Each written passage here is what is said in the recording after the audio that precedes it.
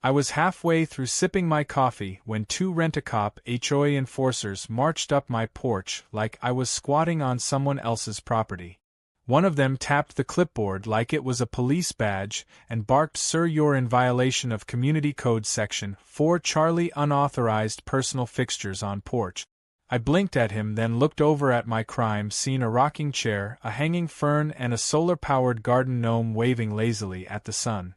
Behind them stood Karen Prescott, arms folded like a queen, ready to behead a peasant.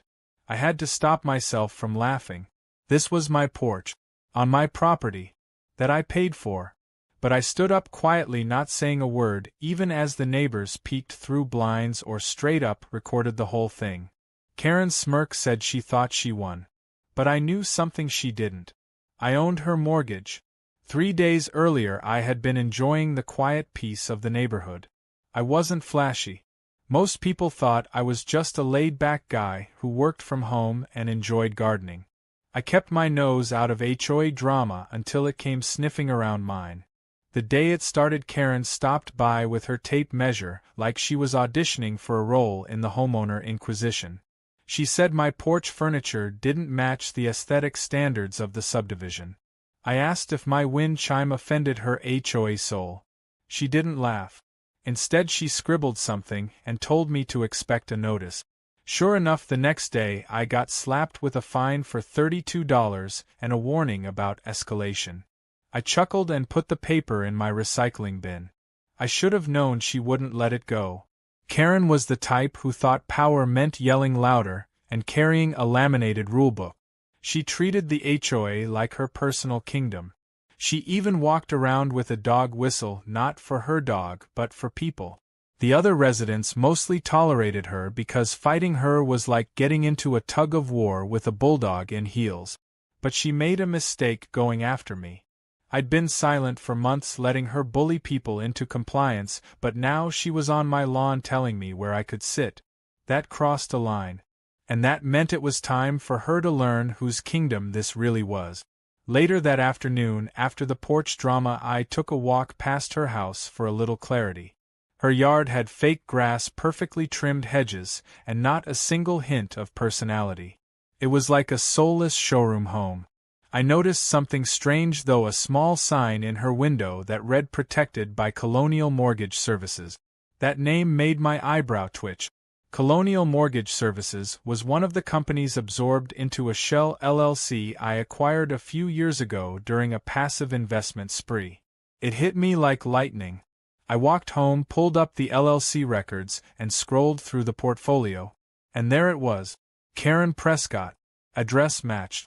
Loan held under my company's umbrella. I leaned back and laughed out loud. Owning a mortgage doesn't mean you own the house, but it means you hold the note. If someone defaults or breaches the terms, that note can become leverage. And Karen had no idea. To her, I was just some dude with a rocking chair and a non-compliant flower pot. But now I had something more potent than HOA fines. I had power. And the beautiful part was I didn't even have to use it right away. No, I wanted her to walk into the trap on her own. The next morning, as expected, I got another HOA citation, this one for a bird feeder violating local wildlife protocols, whatever that meant. I smiled and waved at the security guy as he left it on my door. I didn't remove the feeder. I added another one. 2 birds flew in before noon. Karen walked by and glared so hard I thought her neck might snap. She yelled that I was now in deliberate non-compliance. I asked her if the birds looked dangerous. She stormed off red-faced. That night I got a text from Mr. Dalton, my neighbor on the other side. It simply said, "She's going too far, want to talk." I agreed. Mr. Dalton was a retired Air Force vet and longtime resident who had seen Karen rise from annoying neighbor to HOA tyrant. Over whiskey on his porch, he vented about how she fined him for having too many American flags during 4th of July. We both agreed she was drunk on power. When I hinted that I might have a way to shift the balance, he leaned in. I told him just enough to let him know I wasn't bluffing. He toasted to karma and said, "Let me know when to bring popcorn." Meanwhile, something unexpected happened. Karen's daughter Jenny stopped by. She was maybe 17 and looked mortified by her mom's behavior. She apologized for what happened and said she saw the whole porch incident and thought it was ridiculous. I was surprised by her honesty. She said her mom wasn't always like this, but the HOA gave her some kind of twisted purpose. She even offered to show me how bad it was behind the scenes. I told her be careful. She said she already recorded her mom ranting about power trips in an HOA meeting. Then she smirked. Want to hear it? Later that night she sent me the clip. Karen was on a video call, yelling about how she was going to make an example out of me. She literally said if I can get rid of the porch guy I can control the whole block. I replayed that line 3 times, then saved the video to a secure drive. It was like she handed me her own downfall wrapped in a bow. So here I was back on my porch, watching as people started to talk. Some supported me quietly with nods and thumbs up. Others still feared the HOA's wrath. But change was coming. I wasn't just some quiet guy with a few birds and a rocking chair anymore. I was the man with the mortgage. And Karen Prescott had just declared war on someone who could legally make her house someone else's weekend rental. She didn't know it yet, but the next time she tried to flex HOA rules she'd be doing it from the curb. Karen strutted down the street like a self-declared empress, clipboard tucked under her arm and mirrored sunglasses shielding her from the glares of the neighbors she routinely tortured. She had a bizarre sense of pride in enforcing HOA rules, as if every notice she slapped on a door added a stripe to her imaginary uniform. This particular morning, she decided to turn her enforcement walk into a full-blown spectacle. She had roped in 2 other HOA members, Greg and Lorna, both of whom clearly regretted joining her patrol but lacked the courage to challenge her. She barked out minor violations with the precision of a traffic cop. Mailbox tilted at a 4-degree angle. Sidewalk chalk art not removed within 48 hours. Halloween decor in a box visible through the garage window in March. It was petty tyranny in its purest form. As she passed my house, she stopped and scowled at the wind chime still dangling peacefully from the porch beam. She scribbled something on her pad, as if noting down a crime scene detail, then gave me a smug little wave without saying a word. I responded with a smile and a sip of my coffee. Back inside, I sat at my desk and reviewed the LLC paperwork again. I wanted to be sure every dot was connected before I made my first move. The mortgage records were airtight. Karen Prescott was paying her monthly dues to a servicing agent who funneled them into my company's account. The moment she missed a payment or breached any terms, I could begin proceedings. But I didn't want to jump the gun. I wanted her to feel safe, feel powerful, right before the ground beneath her feet shifted. What she didn't realize was that power wasn't about yelling or threatening people with printed bylaws. It was about leverage, and I had hers. That afternoon, Jenny knocked on my door again. She seemed nervous but excited, like she knew she was part of something bigger than herself now. She handed me a flash drive and whispered that it contained clips from her mom's last few HOA meetings. I asked if she was sure she wanted to get involved. She said she was already involved, whether she liked it or not. I thanked her and promised to be careful. As she left, she turned and added that she'd be cheering for me when this all blew up. There was a strange kind of justice in knowing Karen's own daughter was quietly rooting for her downfall. I plugged in the flash drive and opened the files. The first few clips were exactly what I expected. Karen berating residents over hedge trimming. Arguing with an elderly man about his seasonal door wreath being too large. But then came the gold. A 20-minute video where she ranted about me by name. She called me a porch squatter and claimed I was undermining HOA authority by refusing to comply. She said if we let him slide, we set a precedent. She followed that up with something chilling and hilarious at the same time. We need to show the neighborhood that the HOA is the law, and I'm the sheriff. I paused the video and leaned back, laughing harder than I had in weeks. I forwarded the clip to my private attorney, just in case this ever went public. Then I began drafting a letter. It wasn't a foreclosure notice or even a threat. It was simply a formal reminder to Karen that her mortgage was held by my LLC and that any violation of community conduct affecting property value could lead to a contract review. I mailed it through the legal office with a signature-required label and waited. 2 days later, Karen showed up at the local Colonial Bank branch after receiving the letter. She marched in demanding answers. What she didn't expect was to be met by Shelley, the flamboyant and brutally honest branch manager. Shelley had dealt with Karen before and wasn't a fan. As soon as Karen started yelling, Shelley smiled sweetly and pulled up her records. "Yes, ma'am, your loan is held by Stratford Equity Holdings. That's the parent company." Karen looked confused. I leaned back in my seat across the room, hidden behind a plant. "I was there just to watch," Shelley continued. "And the managing director of Stratford Equity is Mr. Michael Carter." Karen blinked, then blinked again. "Mike Carter, that porch guy," she blurted out loud. Shelley gave a performative gasp and replied with mock innocence, "Oh, you know him, small world." Karen stormed out of the bank like a boiling kettle with legs. I gave Shelley a thumbs up from behind the plant and she winked back. On my way home, I got a text from Jenny. It simply said, "She knows." I texted back, "Good. Let's see what she does now." The very next morning, Karen called an emergency HOA meeting. Flyers were taped to mailboxes, cars, even tree trunks. I attended out of pure curiosity and to keep up appearances. The meeting took place in the community center and looked more like a poorly attended cult gathering than a formal board session. Karen paced the front of the room like a general rallying her troop. She was red in the face and visibly shaken. She tried to spin the news about her mortgage by accusing me of stalking her finances.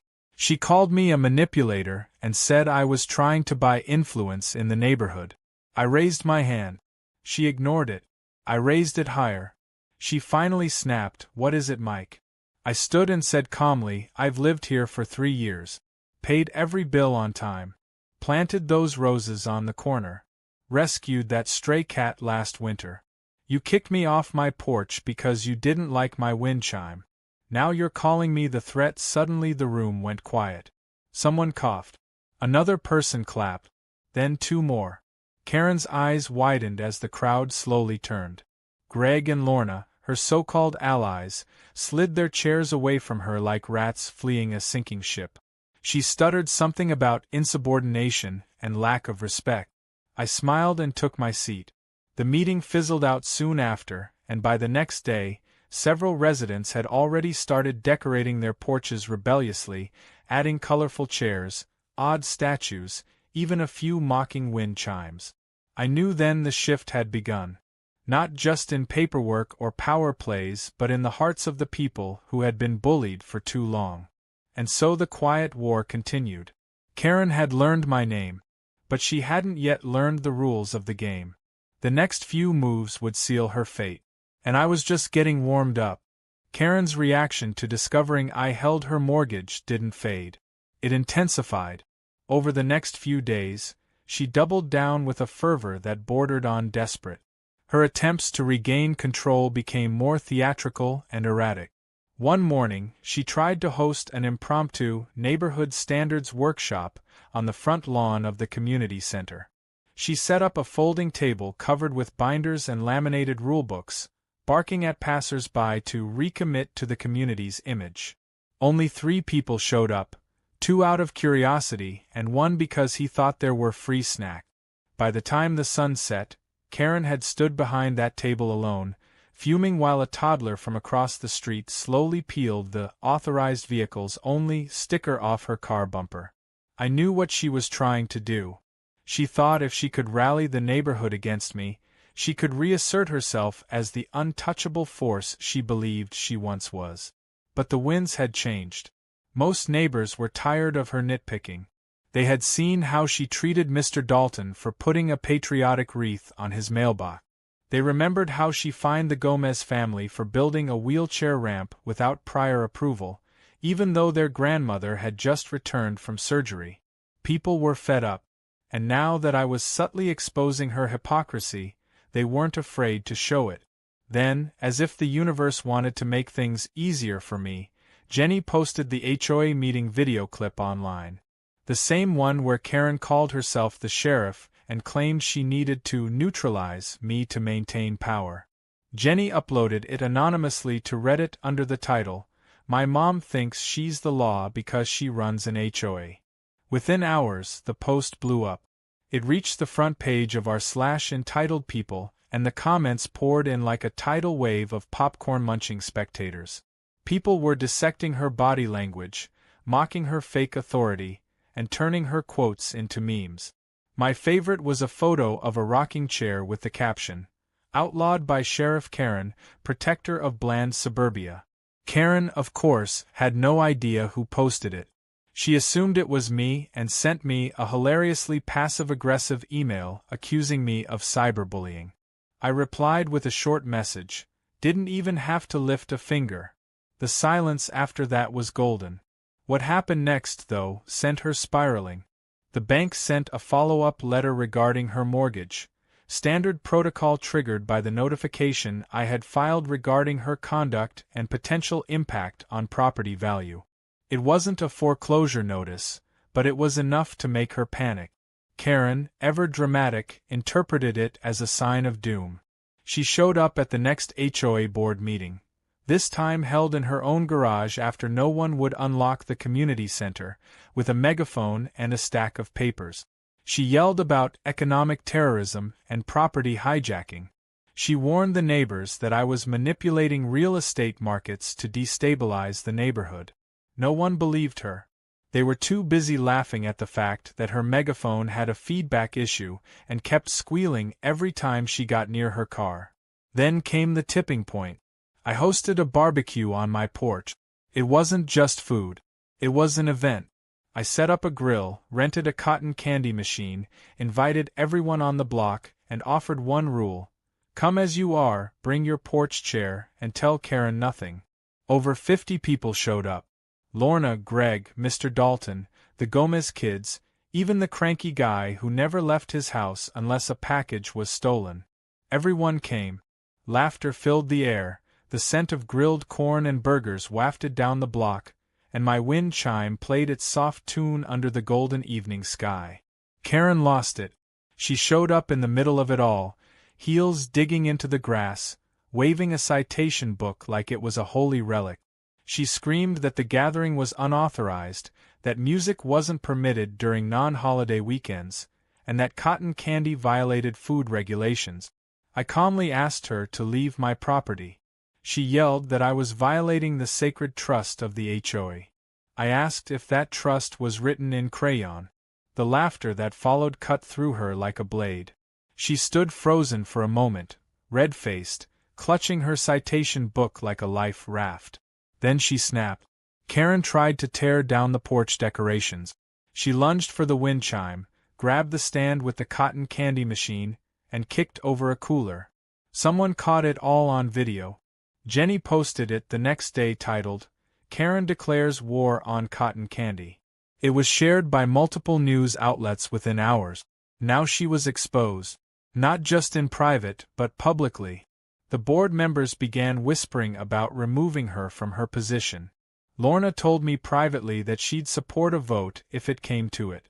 Greg just wanted to stay out of the blast radius, but even he admitted that the board had become a joke. Karen, though, wasn't going down without a tantrum. She locked herself inside the community center for an entire afternoon and claimed it was a safety inspection. Meanwhile, a squirrel chewed through the extension cord running to her projector, and her power shut off mid-presentation to a completely empty room. Still, I wasn't finished. I paid a surprise visit to the county's real estate office and updated the public property profile for Karen's house. I made a note that mortgage restructuring was under private review and that buyers interested in upcoming auction properties might want to keep an eye on it. I didn't plan on selling it. I just wanted that note to appear in any property background check. Just enough to make her phone ring. A week later, she received 2 letters from realtors and one from a local investor asking if she was considering selling. She went ballistic. She stormed into the HOA board chat group demanding to know who was trying to buy her home out from under her. By then, the Reddit story had turned into a full-blown series. People followed it like a soap opera. Jenny, somehow the unofficial narrator, began teasing future updates with phrases like, "coming soon," "the mortgage twist you didn't see coming." One evening, she messaged me a screenshot from Twitter. A meme of Karen's face with the phrase, "She fought the porch and the porch won." I sat on that porch every night, rocking slowly, sipping tea or lemonade, sometimes both. Neighbors waved. Some stopped by just to chat or borrow something. There was a community forming, not out of HOA rules but out of shared experience and quiet rebellion. Karen's empire wasn't crumbling. It had already collapsed. She just hadn't noticed yet. But soon, very soon, I'd make it official. And when I did, it wouldn't be loud. It would be as soft and sure as a wind chime on a still summer night. The morning Karen found a large envelope taped to her front door, the neighborhood was already buzzing. I hadn't even left the house yet and I could feel it in the air, the kind of quiet that comes just before a thunderstorm. The envelope bore the official logo of my LLC, and inside it was a detailed notice of mortgage review, complete with a breakdown of her obligations and a polite reminder that behavior leading to devaluation of property or interference with neighborhood function could trigger accelerated terms. The letter was written in the most courteous legalese possible, but every sentence was a nail in the coffin of her illusion of control. What made it better was that it was perfectly legal, and it was just the first step. Karen's reaction wasn't subtle. She tore through the streets in her SUV, phone glued to her ear, yelling at what must have been a lawyer or possibly her hairdresser. No one was quite sure. She drove in circles past my porch 3 times, each lap more erratic than the last. I watched her with my tea in hand, legs crossed, expression neutral. She didn't stop. She didn't speak. But the screech of her tires told me she got the message. That day, Greg and Lorna resigned from the HOA board. Greg sent an email saying he was taking an indefinite leave to spend time realigning his chakras, which was code for escaping the flaming wreckage Karen had turned the HOA into. Lorna just dropped a box of folders and keys on Karen's porch and walked away without a word. Their resignations triggered a mandatory community meeting to elect interim officers. Karen, of course, announced she'd be running to retain her leadership, completely ignoring the part where no one nominated her. It was like watching a dethroned queen demand her crown back from a group of villagers holding torches and pitchforks made of lawn tools and folding chairs. The night before the meeting, Jenny came by and asked if I wanted to borrow something theatrical. I raised an eyebrow. She handed me a megaphone. I laughed, but she was dead serious. She said if Karen was going to keep yelling her rules at people, maybe it was time someone spoke a little louder too. I didn't take the megaphone, but I appreciated the gesture. Instead, I prepared a binder with everything. HOA codes Karen had violated. Videos of her tantrums. A breakdown of how my LLC legally held her mortgage. And a signed statement from multiple neighbors describing her intimidation tactic. It wasn't just revenge anymore. It was cleanup. The meeting was held in the park under the pavilion, the only place neutral enough for everyone to show up without fear of HOA ticketing. Chairs were arranged in a wide circle, but Karen dragged one up front and centered herself as if she were hosting a reality show. She started with a speech full of flowery nonsense about community unity and property values, but the crowd was already restless. I waited until she finished before standing up. I didn't need theatrics. I just spoke clearly. I reminded everyone of the porch incident, of the fines for bird feeders and wind chimes, of the time she told the Jenkins family their kid's sidewalk chalk was graffiti. Then I presented the documents proving the mortgage arrangement. There were gasps, a few laughs, and one audible "oh hell yes" from someone near the back. Karen tried to interrupt, but for once, no one gave her the floor. Her power, so carefully built on fear and technicalities, slipped away in real time. Jenny filmed it all. She didn't post the full video online, not yet, but a few clips made their way to the internet by evening. My favorite was Karen looking like she'd swallowed a lemon as I calmly laid out the chain of ownership that ended with her writing monthly checks to the man she kicked off his porch. The irony wasn't just poetic. It was biblical. The board voted unanimously to suspend Karen from any leadership position pending investigation. It was a formality, really, but the symbolism was important. That same night, neighbors began slowly transforming their yard. Garden gnomes appeared. Lawn flamingos marched across one yard like a plastic protest. One house hung a massive banner that read, "Long live the porch." And as I sat on mine, watching it all unfold, I felt something I hadn't in years. Peace. But Karen didn't disappear. She wasn't the type. The next morning, she plastered angry handwritten flyers across the neighborhood, calling the board vote illegal and accusing me of orchestrating a hostile takeover. One flyer said I was a Russian agent trying to destabilize American suburbia. Another claimed I had installed secret surveillance equipment in bird feeders. They were so ridiculous, most people thought they were satire. But Karen believed them. Her paranoia had become its own ecosystem. She tried one final stunt. She called the local news station and framed it as a story about an out-of-control resident using financial manipulation to bully his way into power. The reporter who showed up was a young guy named Micah, who had already seen the Reddit post. He arrived with a clipboard of his own, not for reporting, but for asking pointed questions. Karen tried to lead him through her side of the story, but every answer she gave made her look worse. When he asked her about the porch eviction, she denied it ever happened. He pulled out his phone and showed her the video. Her face went pale.